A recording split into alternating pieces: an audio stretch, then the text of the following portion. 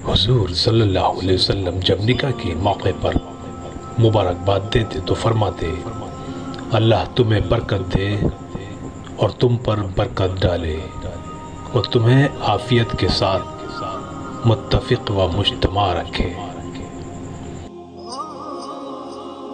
حضور صلی اللہ علیہ وسلم نے فرمایا، نکاح میری سنت ہے، جو شخص میری سنت سے اعراض کرے گا وہ مجھ سے نہیں۔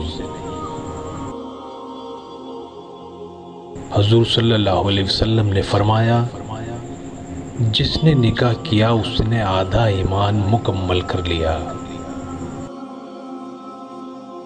حضور صلی اللہ علیہ وسلم نے فرمایا، ہم نے دو محبت کرنے والوں کے لیے نکاح جیسی بہترین اور کوئی چیز نہیں دیکھی۔